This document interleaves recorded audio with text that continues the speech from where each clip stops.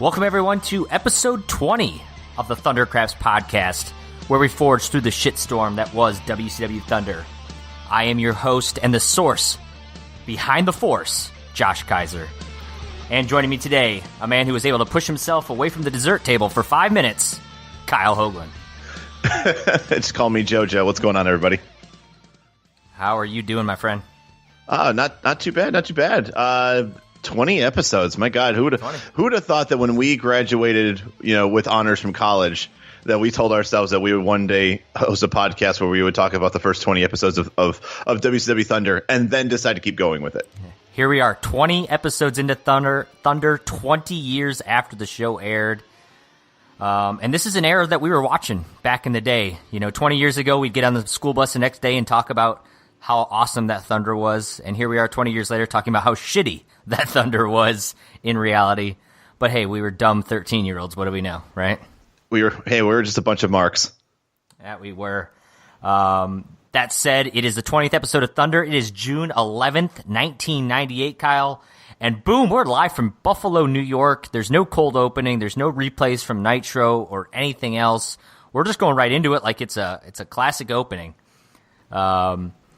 Commentary team let us know that it is the go-home show for Great American Bash, Kyle. We are 3 days away from that tag team match from hell and, a bunch of other great matches. And you would hardly even notice it or know much about it. I mean, I don't know. Is it me or to feel like that match in particular, they may have talked about individuals, but I feel like the actual build-up for the fight itself was not talked about much during the show. Yeah, even most of Thunder in general hasn't talked too much about that. And that is the main event match. That's your Hogan, that's your Bret Hart, Macho Man. That's your main event, Great American Bash main event bout right there. And it really isn't being talked about. And as we go through tonight's show, to your point, they really don't push it any further. I mean, within reason, there's a little bit of discussion. Well, and also, I don't think it was the main event. I think it was actually the third to last match on the show.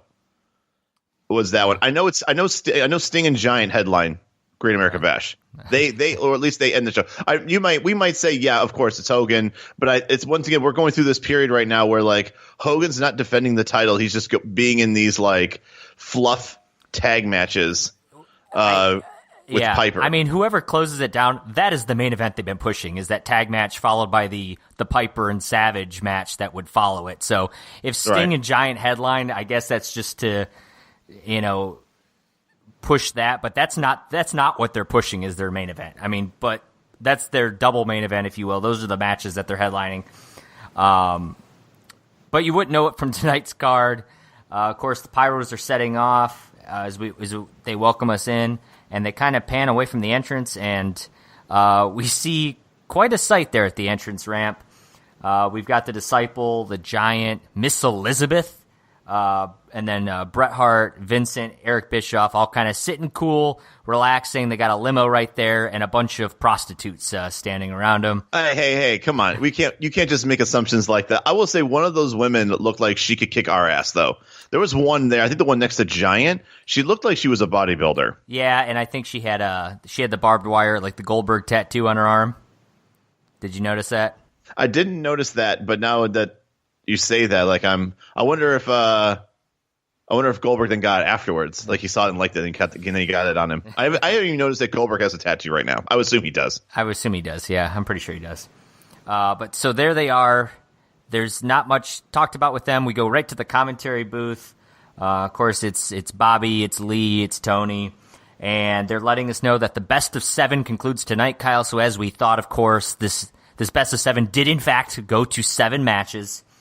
They let us know that the PR department had a big announcement planned for Thunder. This must have been announced on Nitro, but now the PR department cannot make that announcement. So they really didn't have to say anything at all then. I guess for anybody who tuned in for Thunder for that note, they might have turned on like, I can't wait for this announcement. And then Tony says that, they're like, well, fuck, I ain't watching Thunder now. It's the only reason I tuned in, to see what the PR department had to say. This is true. And also, I would love to go back into the annals of wrestling for all the best of 7 stipulation matches and find one that didn't end. Didn't go 7 matches. 7. Yeah. Turned out it was just a clean sweep for Chris Benoit. So, who would have thought? Yeah.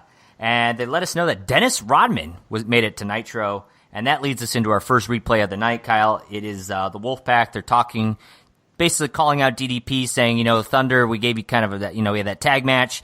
The offer stood. Our head of recruitment, Lex Luger, was out there asking, are you going to join? So DDP comes out. And I don't know if you noticed, Kyle, but as he's cutting this promo, and he uses the word bang like it's just like a inflection, or like how I'd say or something like that. It was like he said, I don't even remember how it was worded, but it would be like him saying, yeah, Lex Luger, Lex Luger's a total package, bang. Kevin Nash, he's big, sexy, bang. Like he was like saying check, check, check, check, right. but instead he was saying bang. It was just so funny the way he just kind of like threw it out there. Like it made no sense what he used. Dude, he is so in his character right now. It's just like he can't turn it off. He can't. And then he says, after he mentions all the members of the Wolfpack, he says, I can't believe I'm about to do this. And then bang! Chair shots from Dennis Rodman and Hulk Hogan hitting DDP. So we never get the announcement, Kyle. Is he joining the Wolfpack? Is he not? We don't know. I love the wrestling trope of he could still join the Wolfpack and not make an announcement for it. Like, there's two things about this thing that I always found funny. One, it looked like he was going to rip a shirt to reveal another shirt that clearly he was not wearing. And then he gets hit and attacked, which, first of all, kudos to Rodman. And I think I remember there was a shoot interview where they were trying to show Rodman how to hit somebody with a chair with the flat end, make sure they're not hitting with like the legs or like the, towards near the curve part at the top where it's much more rigid and hurts hard, hurts much more. And, like how you used to hit me with a cookie sheet, I always want to make sure you hit me in the center of it instead of like the corners. Sure. Well, I guess if you watched the attack, like Rodman lays in on DDP. They were great chair shots for an amateur, if you will. Yeah, well, much better. I mean, once again, we will always expect that Hogan's going to put some, he's going to lay those chair shots down like he's putting a baby to sleep. Is that the truth? But I always just loved the idea that it looked like he was going to join the Wolfpack right then and there. But because of the attack and because he couldn't say the words out loud, he never, ever joins the Wolfpack. Hey, dude, spoiler for anybody who's just watching Thunder for the first time and not into WCW in this era. But, yeah, it looked like he was ready 20 years. He was a Wolfpack member, ready there. Thank God for Hulk Hogan. He made the stop, and that was it. DDP said, you know what? This NWO Hollywood guy attacked me. I'm not going to join any NWO then. So, interesting tactic there, but it paid off. After the replay, we go back to commentary team. Of course, they're discussing that whole Rodman-Hogan ordeal. They let us know Jim Kelly, of course, Hall of Fame quarterback for the Buffalo Bills. They're in Buffalo. He's there tonight. Not pictured. No, not at that moment, anyways. They then cut to commentary team gets cut off by Bischoff, who's got a mic and says, starts, basically cutting his promo.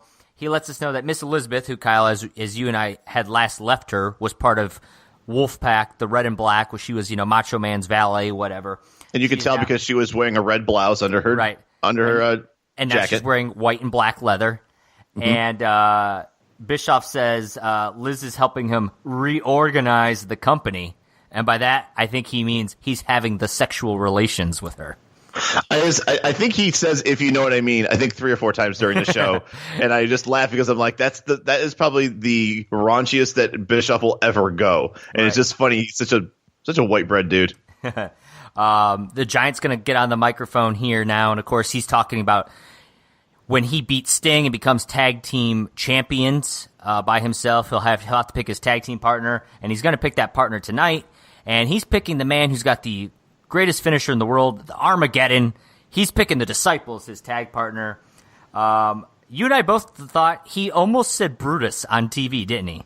Yes, I'm near certain he did. And also, I feel bad for Bryan Adams. That dude had one. He was already like named Giants tag partner. They lose the match last week on Thunder, and he is brushed aside completely. To be fair, the Giant nearly lost those tag titles because Bryan Adams took the diamond cutter and the pin. So the Giant said, I know a loser when I see one. He's the one that walked away when Sting smacked him on the butt. So I feel like Giant's got a little bit to answer for that. Fair enough. And even though the Giant continues to have this feud with Sting, he once again, 2 weeks in a row, calls out Lex and asks Lex to get a tag partner for tonight, which I just find weird. It's like the Giant is feuding with Sting. Like, if he wants a tag match, you think Sting would be the appropriate opponent he'd be calling out, not continuously calling out Lex. No, it's either that or Sting's not there tonight. He pulled a James J. Dillon, and he's in a meeting room back in Atlanta. Right. And he tells them that they're gonna cancel Lex and his partner like a bad check. So not a bad spot for Giant. I've seen worse from him. And Bischoff's going to kind of end this segment by mentioning the PR department once more and basically saying his attorney stopped them from making that announcement. So again, twice now they've told us why the PR department can't make the announcement that they were going to make, and it's probably an announcement none of us really gave a shit about. But right, it's going to be something on Nitro to after. I think the weird thing is, like, don't you want to have these announcements before the pay-per-view if it actually has something to do with a current storyline? You would think so. Yeah. After this, we'll get our second replay of the night. This is from Nitro, where Hogan's talking about that tag team match from Hell and says now he's got Rodzilla on his team. And that's about it there. It's just, but I kind of thought it was interesting, Kyle. Like, Dennis Rodman, plays for the Bulls. At this point in '98, Nitro takes place the day after Game 3. The Bulls are up 2-1 at this point. And Game 4 would be happening on like Wednesday or Thursday this week. I forget. It might have been Wednesday. But could you imagine like today if like LeBron James in between Game 3 and 4 for the Cavs or whatever just decided to go show up on Raw? Like what people would be saying about it? So I will go off and say the first thing is LeBron James is not Dennis Rodman. Not just from a skill from a skill standpoint, but I also say like Dennis Rodman, he definitely follows the beat of his own drum. Well, no, and that's always his shtick. But I feel like in today's era, even if it was like if you could take Dennis Rodman, the exact same person, brought him out today, like there would be a much bigger deal than probably was even made back then about it. Well, I mean, once again, everybody's outraged over everything. So I mean, I just think that we're in a certain society right now where everything's a big fucking deal. I will say this: I would not be shocked if somebody like either J.R. Smith or who's another guy that I would say would be like I wouldn't say polarizing, but somebody Lance Stevenson or something like that just showed up. I can see that. Draymond Green, that's a good one. But see, okay, so Draymond, the Golden State Warriors, like if I was a Warriors fan, I'd be pissed if this guy was like, you're in the NBA Finals at this point. Like, what are you doing on your off day? Dude, that's soulless town in fucking Oakland. They couldn't give a shit as long as they get another title. They don't care. Although I will say this: if he did that. If this was now, I think they would just be like, as long as we win a title, we'll judge after the series. Well, and of course the Bulls would go on to win that, so I guess right. So all swept under the rug, anyways. Yeah. We'll move to our opening bout at this point. Scotty Riggs will be getting his opportunity. Also known as just Riggs. Are they calling him just Riggs at this point? Oh yeah, because he's in the flock, so he's just Riggs. If he's got the eye patch on, he's just Riggs. Okay. He'll be getting a chance at that cruiserweight title because he's such a tiny dude himself. Dean Malenko will be defending it tonight. The NWO still hanging out by the front entrance as the guys are coming out, which made me laugh. And I had to laugh. I forget what even brought it up. I think they were talking about the Chris Jericho conspiracy, and they bring up the word litigious. And Lee Marshall goes, litigious means something that has to be litigated. And I'm like, thanks, Lee. That is like the worst. If I asked for a definition, I would have gotten points marked off on a test trying to describe it that way. Right. It'd be something if something was carbonated, it'd be like, oh, that means that it means that there's water that's fizzing because it's carbonated. Like what? Or just like it's just always like, yeah, that's definitely like if you're in high school and it's like, please. Something with like an ly at the end of it, and you just describe it with the word that was in front of it anyways. Right. Yeah, that's classically though. Hoagie, you wanted to mention yet again, Dean Malenko gets a nice pop, and you're not buying that the fans are behind Dean. No, I'm not, because I still hear the not so much the groans, but more of like the oh. When the music hits, and just once again, Goldberg is more over than even Jim Duggan at this point, which it's crazy for me to ever say. Yeah. But I think also when someone buys tickets to go to these shows, I think they know who's on the show or who to expect to be on the show. I just remember like they're advertised, but it's right. Cards subject to change. So I think people knew that Goldberg wasn't technically going to be there tonight, but I think the moment that music starts to play, I think everybody kind of like has that moment like, oh my God, is this Goldberg? And then they see the Dean Malenko graphic, once again, swirly green graphic from last week, and everyone's like, oh, all right, whatever. Like I don't think they like completely die off. Like they do like Dean Malenko, but he's not Goldberg over. Favorite. Well, no, that's fair.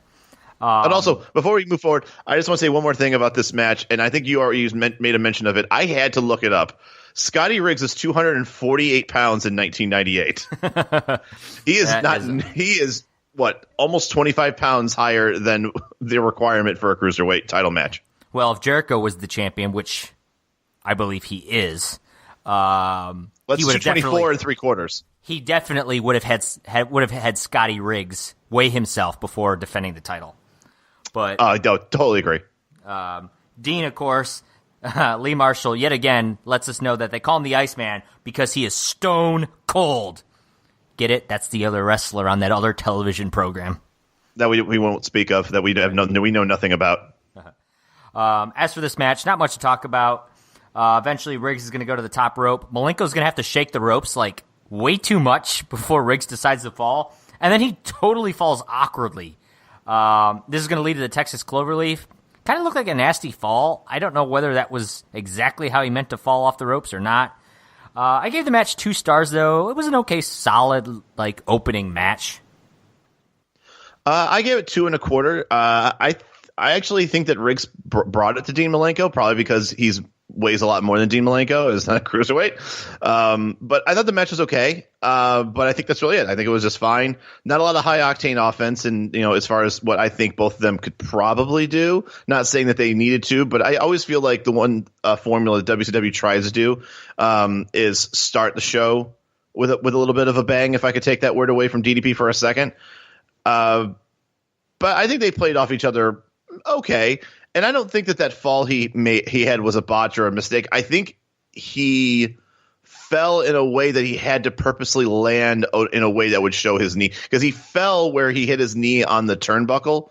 So I think when I thought the same thing when Dean Malenko kind of shook the rope or kind of like leaned on it, it's not the normal like, oh, you got, kind of like hits his, dick and balls on the turnbuckle. He kind of falls sideways and kind of grazes his knee on the, so it was more choreographed, I guess I could say, right, than a botch. All right, fair enough. After the match, the camera is going to, on their way to the commercial, pan to Jim Kelly, and who I assume are either current or former Buffalo Bills. They were pretty big guys around him. And all Tony Schiavone says is, we have a great crowd on hand. Must not know that is Jim Kelly, but maybe that's why I didn't even pay attention. I must have been looking at another screen at that point, because I didn't even think Jim Kelly was shown at all during the show. Oh, they showed him a couple times after this too. Okay, did they mention Jim Kelly's name? I don't know if they mentioned it later or not, but I mean, I know you love yourself from Jim Kelly, and yeah. I bet you were pretty bummed if they didn't give him the attention he probably deserves. They did later. They mentioned him at some point, and it kind of showed him a little bit better later on. But at that point, they did not. After this, we had a special look at Goldberg, which is literally just a bunch of replays of Goldberg spears and jackhammers and coming out and all that kind of stuff, with the Goldberg chants in the background. I think this, Kyle, was nothing more than a ploy to start to get that chant embedded into fans' heads, so we would start actually doing that chant in the future, which I think was a smart move. Yep, I agree, because we definitely know that the first couple of times that they do it, it's definitely fed into the arena the first couple of times to make it sound like it's a lot louder and deafening than it probably was. Obviously, this gets a little bit better as he progresses in his career, but I definitely remember his first couple of matches with the chants. It definitely sounded more like a recording than the actual crowd. Yeah, absolutely. After this, Chris Jericho is going to come out and says, "Who cares about Goldberg? We're here to talk about me." He calls out JoJo Dillon. And at this point, he kind of cuts a quick promo here, and he's going to come into more play later on. But we get 4 signs shown right here after he kind of throws his quick promo here. And the first sign says, "Goldberg fears my little sister." The next one says, "Eddie Guerrero is my uncle." So it's nice to see that Chavo had a seat in the crowd. Then we get Bischoff blows goats. I love that one. And finally, Jericho's a pussy. And these four people were all right next to each other. So a lot of good signs right there. And the NWO... Buffalo has already had better signs than I think the last 5 cities. And the NWO still just hanging out out by the entrance. And this is going to lead to our next match, which, according to the graphics, said the Flock, but it's actually just Kidman, who, of course, Lodi's with him. Going to be wrestling Juventud Guerrera. At this point, the NWO decide they're going to leave the limo and the catered food in their seats and head to the back. And I had to mention, Kyle, Lodi typically holds 4 or 5 signs throughout matches of the evening. He had 2 worth mentioning right here. One was Rodman banged DDP, so nice. And the other one said Lee Marshall, leader of the Garboon Platoon. Now, Lee actually, shortly into this match, calls Reese a Garboon after mentioning that Juventud and Reese will be having a match at Great American Bash, which, Kyle, I think we kind of saw that coming a few weeks ago. Yeah. But the word Garboon, that was a new one for me. So I had to go. I assumed. I didn't look it up. I assumed it meant like a white trash gorilla. Nope. It is a Texas term, a racist Texas term, slang for a black man. And there's some theories. So there's some theories on where the word comes from. I'll let you guys look it up. If it does come from that, it's even worse than just being a slang term. That said, it just sounds like it's a racist term that they're just tossing around here.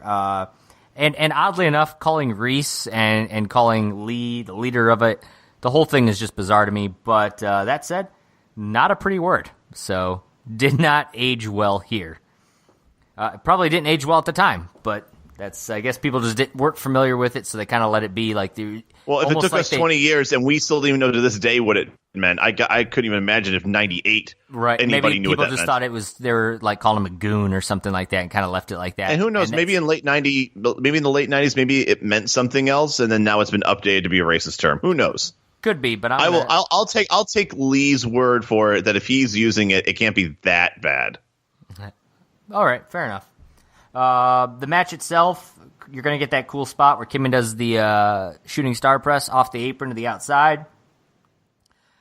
The rest of the match was pretty good action, with the exception of the very long sleeper hold segment where Kidman held onto it for too long. This is not like these two have great chemistry together. You can watch. I mean, they do there's some great spots the two of them do. They really.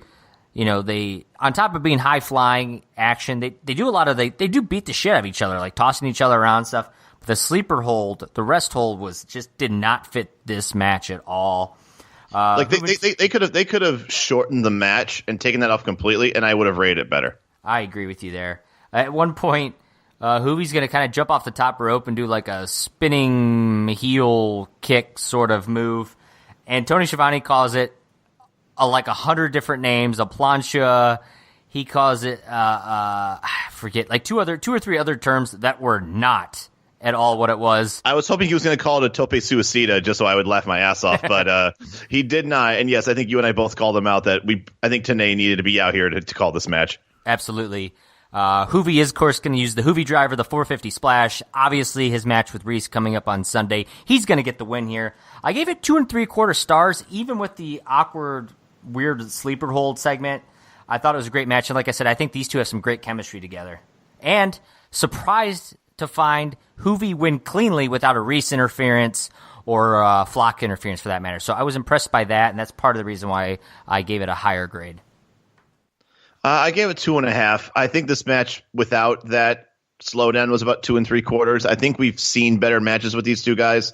I just think that it really did turn me off. The minute, it felt like a minute and a half of a headlock sleeper hold. And it was just, I think even after that, there were some good spots. Don't get me wrong, but I just feel like the crowd didn't get back into it fully, and it just didn't get my juices flowing like some matches in the past that I've been used to. So, I mean, the match was fine, but I mean, not enough for it to start sniffing the 3-star range. Sorry to hear you. Hoovie juices weren't flowing in that match, Kyle. It was not. After this, Tony Schiavone's going to be interviewing Lex Luger. Luger's going to come out and say, sorry, the Wolfpack had to crash the NWO party. This is after the NWO had already cleared out and went to the back, so he didn't really crash anything. And then as head of recruitment, of course, Lex is going to let us know that DDP, the door's still open. I got a shirt with your name on it. At this point, we're going to get our third replay of the night, which is from Thunder last week. We're, kind of just recapping what happened with DDP and Luger winning the titles, but not winning the titles. And then we're going to cut back afterwards to Lex, who says, Giant, if you want to issue a challenge, we're going to accept it. And tonight, my partner is going to be the Macho Man. We're going to get some revenge. So our main event set, Kyle, Lex Luger, Macho Man versus the Giant and the Disciple. Yeah. I'm actually sort of excited to see the Disciple in a match because I've never remembered him actually wrestling as the Disciple. Yeah. Okay, fair enough. At this point, we get a NWO Hollywood promo as Bischoff's going to get on the mic. He says they had to take the party to the backstage because it was getting a little too risque, if you know what he means. Yeah, if you know what he means. Basically, they were having the sex with Miss Elizabeth, all of them. Right, they're all, yeah. Well, they had a bunch of whores with them, too, so don't forget it. Bodybuilders. Okay. At this point, they let us know it's him and Hart. They're going to let us know that NWO Hollywood's going to go global. And what Bret Hart says, he's going to get a Canadian... Because that's really global, Bret. Right. He wants Chris Benoit to join him. Of course, reminding Chris Benoit that he trained in the dungeon with Stu Hart. They go way back. Chris, you need to, there's a spot, an opportunity to join NWO Hollywood, join the Black and White. We're going to sit back and watch your match here. And that's going to lead us to the 7th match in the best of 7. The series course tied up 3-3. Chris Benoit, Booker T. Don't forget, Kyle, after beating each other in 7 matches, the winner of this, the final match, the winner of this is going to get an opportunity for the heavily coveted television title. So a lot of yay. Chris Benoit is going to come out. He gives Hart and Bischoff no indication whether he's choosing the black and white, black and red, staying with WCW. He just heads right to the ring. He's focused. He knows he's keeping his eye on the prize, Kyle. He knows what this is. This is an opportunity to wrestle Fit Finlay for the television title, so he's not going to let anything distract him. That said, Booker T's going to follow out, of course, accompanied to the ring by Stevie Ray. Booker, though, he knows he needs to focus. It's the 7th match. They got a lot on the line here. He's going to tell Stevie Ray, I got this, bro. Head to the back. So Stevie Ray's going to leave. The two are going to start the match out, and somebody in the commentary team is going to mention that Chris Benoit's still rocking the Four Horsemen Lee Marshall. pants. Mentioning that Chris Benoit is still rocking the Four Horsemen pants, so maybe he is still the member of the Four Horsemen, to which Bobby Heenan made a comment, maybe he's just too cheap to buy new pants, which got a nice chuckle from me. This match told a great story. Benoit working the leg, working specifically one knee, one leg of Booker T. Of course, Booker T, a lot of kicks, a lot of high action, going to need those legs, so Benoit taking that out of his arsenal would really, help limit Booker T's assault, his offense, if you will. And that's going to be what a lot of the match is going to be. Benoit doing, working the leg, and occasionally Booker T will attempt a reversal, like a backslide pin or a schoolboy or something like that. Benoit will kick out and then immediately go back on the attack. I really loved they had I don't even know what you'd call it, but he kind of like did this leg lock with Booker T. I believe that's the Indian Death Lock. I believe that's what that's called. All right. Well, if Mike Tenay were here, I would know for sure. But he kind of bridges himself back into it. Great looking submission, and they immediately go, "We're going to commercial." I'm like, really? Right Dude, now? So mad. I was glad they broke that they broke with the ropes before they went. Yeah, he broke with the ropes like as it's fading out. But I'm like, come on. We come back from commercial. Booker T's all of a sudden in control. That's what gets me mad about live television. How it changes like that. Yeah. We're going to get the 3 German suplexes from Benoit, but Booker T's going to kick out at 2. We're going to get a flying headbutt. Booker T's going to kick out at 2. A lot of guys going back and forth, a lot of action here, and then Bret Hart's going to come down. He's going to hit Booker T with the chair in the back. Of course, the referee's not going to see it happen, naturally. But Benoit watched it all happen. The referee's going to start a 10 count because Booker T is knocked out cold in the middle of the ring. You could say he's maybe even stone cold, right? Could call him the Iceman. At about 8 on that 10 count, Benoit's going to stop the 10 count. He's going to tell him exactly what happened and get himself disqualified. So Kyle, after 7 matches, 7 excellent matches, back and forth, we were tied 3-3. 2 excellent wrestlers, technicians. This is going to end. Booker T, by disqualification, is going to go to Great American Bash as the number 1 contender for the television title. I gave the match 2 3/4 stars. I think arguably this could have been the best of the 3 that we've seen on Thunder until Bret Hart had to interfere and end it with that crap ending. And why the hell, after 7 matches that had nothing to do with the NWO, do they get involved in this storyline? I agree. Although I will say I gave the ending a little bit more leniency. I put 3 stars on this match. I thought it was a good match, borderline great match. I thought the angle was great, though. I like the idea that it was hard. I feel like I don't know if anybody really could tell if like Benoit or Booker T was being more like, I don't know, heelish than the other. I feel like neither of them really were. I think both of them were kind of playing his faces. But it was good to see that even if Benoit may have been less, I guess, rah-rah with the crowd, because that's just not the kind of guy he is anyways. I like the idea that he's a man of integrity. He would rather lose than cheat to win. I do like the angle of that. I like the story of it. I just wish it didn't come at the 7th match to start and end it. That's what I didn't like. If this was something that Bret Hart was talking with Benoit, throughout the last couple of weeks and in the middle of this whole thing, and so Benoit's now got this kind of to think about looming over his head, and then Bret Hart kind of like tells him, "Hey, your time's up now. I need a decision tonight." And then Bret Hart makes a decision to do it. I would have loved the story much more if it crescendoed to this, but instead it was like it started and ended between the bell ring and the bell ring. You know what I mean? Like, I didn't like that was when they decided to put the NWO involved in something that honestly you and I gave high praise for as far as this Best of 7 series. Oh, it's been very entertaining. It seemed like the NWO had no reason, no business being a part of the storyline, and they like shoehorned themselves in right at the end, and it just left a bad taste in my mouth. After the match, Tony Schiavone is going to be out there with J.J. Dillon and Dean Malenko. Are you shocked as I am that J.J. Dillon's actually here this time around? I know. Well, that would explain, why Jericho called him out earlier and nobody said, "Hey, he's not here tonight." That's true. Yeah.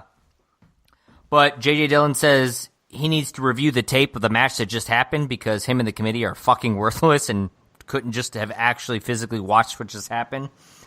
Dean Malenko's going to get on the microphone, though, and say basically since Slamboree, all we've been hearing is Jericho bitch and whine about this conspiracy. And he says if the only way he can get his hands on Jericho is by handing the belt to J.J. Dillon, then that's what he's going to do, which doesn't make sense to me because I feel like if Dean wanted a chance at Jericho, he could have just wrestled Jericho. He hands the belt. JJ's going to whisper some sweet nothings into Dean's ear. He's going to call out Jericho, who says, go ahead and put that belt around my waist, Daddy-O.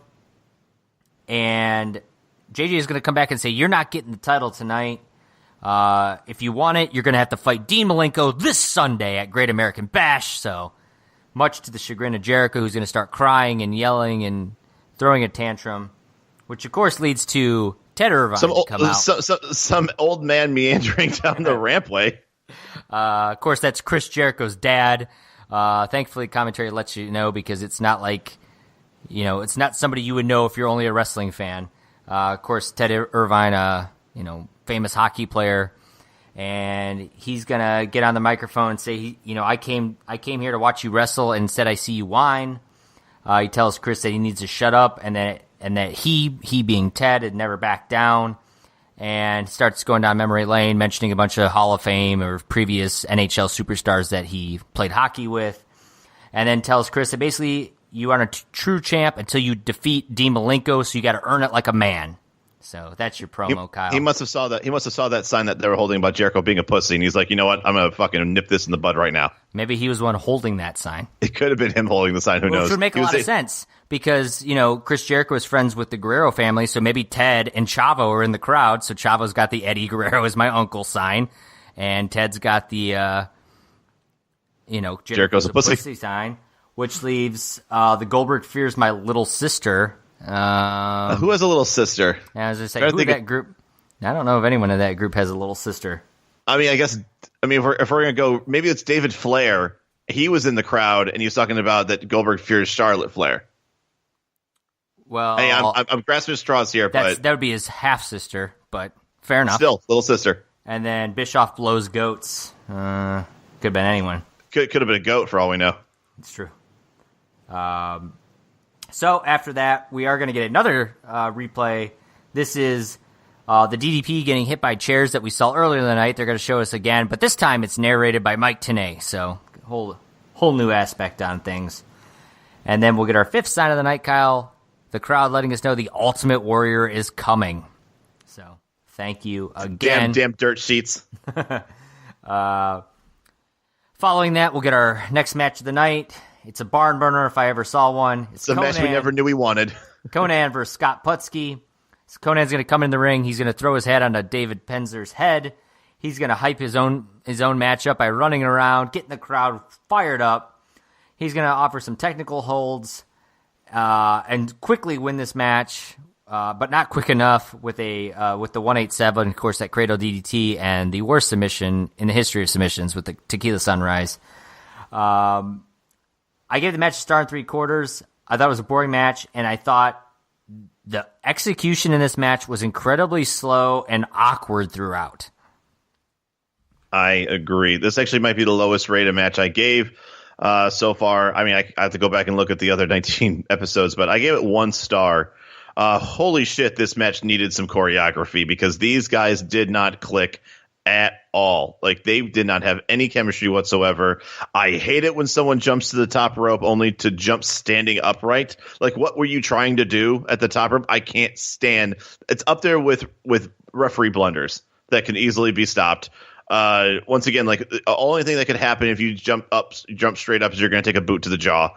The Tequila Sunrise, I feel like I'm okay with that. I think the Calf Crusher is a shittier they're submission shittier. hold. I mean, the Barely Legal, that's an awful one too. But right. The Tequila Sunrise is up there as a terrible submission. Well, it just doesn't look like he's doing anything. It doesn't look like it hurts at all. No, it doesn't. It looks like it's about as soothing and nice as an actual Tequila Sunrise. But yeah, slow. It was slow. It was sloppy. It was uncoordinated. I think you and I could have had a better match on the trampoline than these guys did. It was a horrible effort. I agree, and actually the next sign of the night is going to agree with that same statement you just made because it says Pimp 316 Josh. So what can I say? Pimp 316, right? I'll you know what? I'll let you have this one for now. Enjoy these little victories. After this, Kyle, of course, we may have had the best of 7 between Chris Benoit and Booker T for the rights to that television championship's #1 contender. But also, we're now... Fuck all that. We have the best of 3, the rubber match. It's Saturn versus Glacier. It's the feud we've been waiting for. It's the feud we're waiting for the conclusion of. They've each gotten each other once, so now we need to decide who is the true warrior between the two of them, who has the super kick, the cryonic kick, who is the better competitor. Lodi is going to come out to the ring. Saturn wants no part of Lodi. He's going to rip out the signs and kind of kick Lodi out of the ring. And Glacier with the sneak attack. Kyle, of course, getting revenge on the sneak attack that Saturn had on him. Raven's going to come out, accompanied to the ring by the Riot Squad, if you remember those guys. Lodi's going to get up on the apron. He's going to take a cryonic kick. Then Glacier's going to try to get a cryonic kick on Saturn, but Saturn is going to avoid that by hitting his own super kick right into the crotch region of Glacier. Perfect. By the way, really a perfect. I mean, if the ref's not looking, that's the perfect way to reverse a super kick. It really is. Like it really opens up for the balls. It was a great well reversal. Scouted.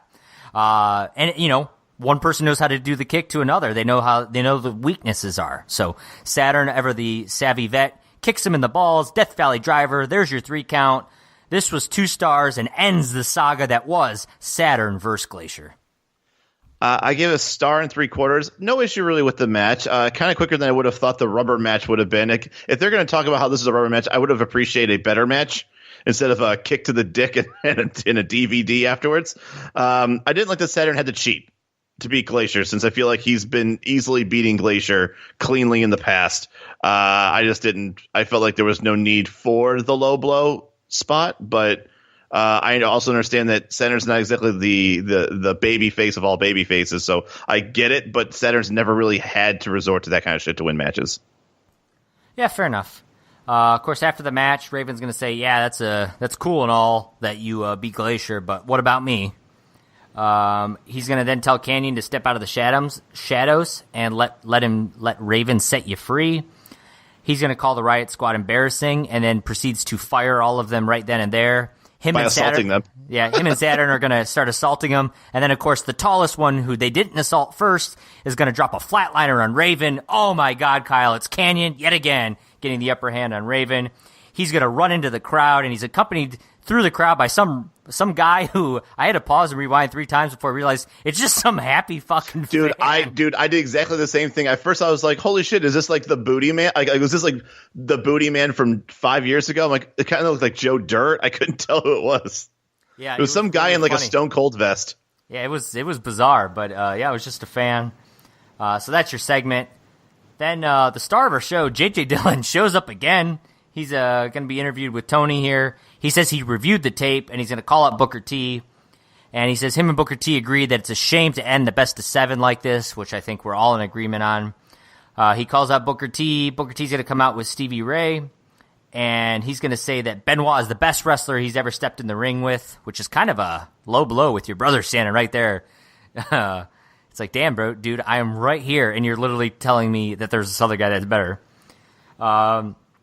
JJ's going to say that Chris Benoit did the right and honorable thing by letting the referee know. And he orders a rematch, Kyle, at Great American Bash. So now, not just 7 matches between these two, but an actual eighth, a finality to the entire saga. Chris Benoit versus Booker T. And then, finally then, we can find out who is the true #1 contender for the television title. Which, by the way, that's actually Fit Finlay. So in case anyone didn't know that, Fit Finlay is the champion, even though no one gives a shit. Who, by the way, during these 7 matches has fought like 6 or 7 guys and defended the title against all those people along the way. But whatever. And Stevie Ray basically thinks that Booker T is a sucker for, I hope he can dig that. Going through with all this.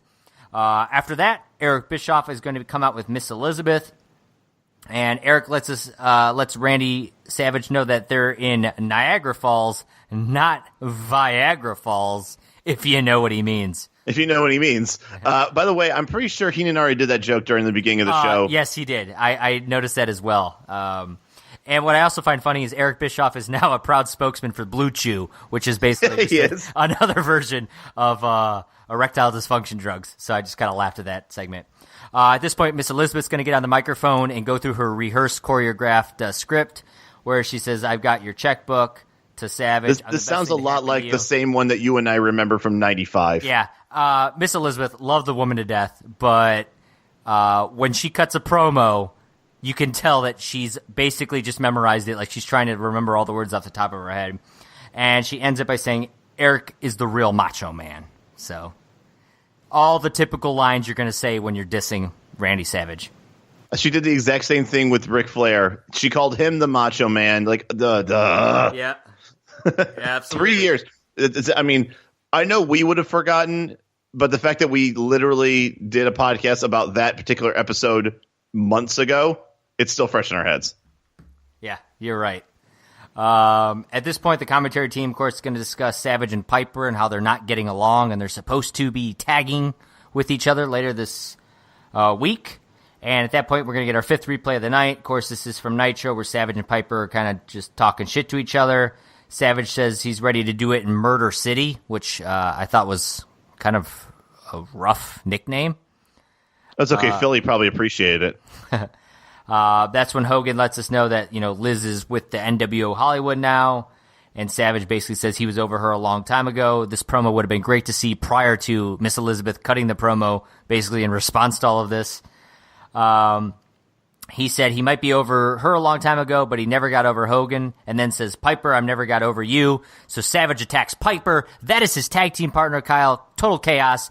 And NWO Black and White find it just absolutely hilarious that Savage and Piper are fighting each other as they're supposed to tag up with one another only days away at the pay-per-view.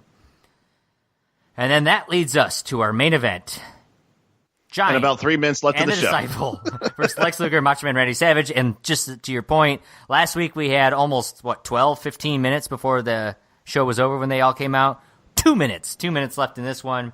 The Giant loves himself, the Disciple, and his lovely abs. The NWO quickly attacks Savage and Luger's before the match, before they can really get into the ring, and why not? Because they only got 2 minutes to get this match over with. Macho Man's going to hit a low blow. Eric Bischoff's going to get on the microphone and start taunting Savage. This is going to lead Savage to run out after him towards the front. The Disciple's going to get put in the torture rack. Hogan's going to make an appearance for the first time tonight. Him and Bret Hart come out of the limo. They're going to attack Savage. This leads Kevin Nash coming out, not Piper, who you think might be involved in this segment since he's part of that main event tag match. The bell's ringing the entire time. Or you think maybe Sting, because, he's dealing with the Giant. Right. The Giant gets in on that. No Sting, no Piper. The bell's been ringing like crazy. I don't really know. I assume there was a DQ or something called in there. They just threw the match out. Either way, not worth rating because it wasn't a match. That's your Thunder, Kyle. What did you think? Man, I think it was kind of a mess of an ending for a go-home show. I think I mentioned before, I wish Piper was there. I wish Sting was there. And if Piper and Sting aren't going to be there, then I guess talk and explain more about the storylines and then push the other ones. I hate it when half the equation is at the show to tell the story. So the Giant's going to be over there talking shit about Sting and being in the main event. I think Sting should be there. If he's not going to be there, then if Giant's going to be there, let him be a talking head, but don't let him I wouldn't have him be too active. Where he's going to be brawling with people because there's not a whole lot of stakes with him. The person he's facing is Sting. So him beating up anybody else means nothing to me in the audience. It's kind of the same thing with Piper. You had everybody there that's involved in that match except for Piper, which obviously then leaves Macho Man out to dry. But at the same time, Macho Man is basically invincible when he's like almost to the brink of death. So I guess that only shows good things. But once again, Sting is headlining this pay-per-view, and he's not here. There's no Goldberg, which I think is fine in a wrestling sense, but seriously, this storyline with him and Conan is non-existent. So I would have liked it if maybe they talked a little bit or maybe generated some sort of heat for this match, but I think everybody knows Conan is not going to win. So I guess that's another, why bother type of... there was more storyline with the fact that Kurt Hennig is injured and can't wrestle Goldberg. That's what's so ridiculous about the storyline. So there's just a lot of things on this Thunder that I didn't feel very invested into because, once again, you didn't have everybody there to be invested with. I did like how the best of 7 concluded, even though it was not a conclusion, as we find out they're going to wrestle for an 8th time. I do feel bad that they're going to have to go through an 8th match and then on the same night have to take on Fit Finlay. But then again, I would assume that whoever wins this is going to beat Fit Finlay. That's my assumption. That would be ridiculous if that was not the case. And I think that's a good way to put somebody over. That, to get somebody really establish that there's a legitimate and badass champion who is the TV champion. Because God forbid if Fit Finlay just goes ahead and beats either Benoit or Booker T and just what a waste of 2.5 weeks. Right. Oh, absolutely. And you've pretty much said it. I think for a go-home show, it was weak at times. To your point, no Sting, no Piper. They're literally involved in 2 of the biggest matches on the card. Hard to have everybody else there and not show it. They continue to push Dean Malenko, Chris Benoit, which was good to see, or Dean Malenko, Chris Jericho, as well as the Benoit Booker T story, but no Fit Finlay, who's involved in that. You think maybe he would show up. Your U.S. title might as well be non-existent right now. And the Conan, Kurt Hennig, none of that is even talked about. And Goldberg, whether accurate or not, him versus Conan, that's going to be his 100th match. So you think they would have done something to talk about, is Goldberg going to be 100-0 after Sunday? And that's really not even mentioned. The United States title is kind of forgotten about. So for at this point, the world title is an afterthought. The world title has been an afterthought for a while, which is unfortunate, but it is what it is. Yeah, I mean it's kind of a weaker go home show as far as Great American Bash goes. Kyle, I think the Benoit Booker T as well as the Jericho Dean Malenko, I think those are the matches I'm most looking forward to. I don't give a shit at all about this tag team match from hell, the Piper, Savage, Hart, Hogan. I don't care at all about that. Maybe to a lesser, maybe a little bit more. I care a little bit more about Sting and the Giant, I suppose. But I'm looking more forward to the undercard on this one. I got to be honest. Well, when I look at and I'm not going to give anything away, but I mean, we still have 2 matches. There's 3 matches in here that go for longer than 14 minutes, and that's pretty much all the undercard. Obviously, I think the longest match in here is Booker T versus Chris Benoit. We're looking forward to that. And then you get another 15-minute match with Kanyon versus Saturn, which I think both of them were highlighted.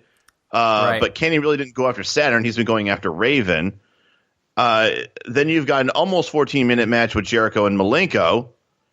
And then the only other one left and was completely not even mentioned other than a sign saying that he is Eddie Guerrero's uncle is Chavo versus Eddie. Yeah, they don't mention that at all this week either. And they've talked about it previously, but it's not talked about at all. So kind of an interesting thing. But that's our Thunder, and that's our show this week. So if you haven't done it yet, go like, subscribe, give us the review on Apple Podcasts, Google Play, wherever you might be listening to this. I know we've had somebody reach out from using the Castbox app to find us on there. So I know we can be found on all kinds of other listening devices like that. Follow us on Twitter at Thundercraps. We tweet out all kinds of things throughout the week, talking about the upcoming cards, the matches, and everything on these shows. So it's always good to interact with the fans on that. You can always go to thundercraps.com for all of our previous episodes and find our social media accounts on there. Of course, go check out the Great American Bash, the tag team match from hell, Dean Malenko versus Chris Jericho. See if he is able to regain that title. See if Conan is going to be able to make Goldberg 99-1. And everything else that's going on there. And, of course, check out the June 18th, 1998 edition of Thunder, and we'll be right back here next week reviewing that. So for Kyle Hogan, I'm Josh Kaiser, and we will see you next time on the Thundercrafts Podcast. And we are desperately out of time. See ya.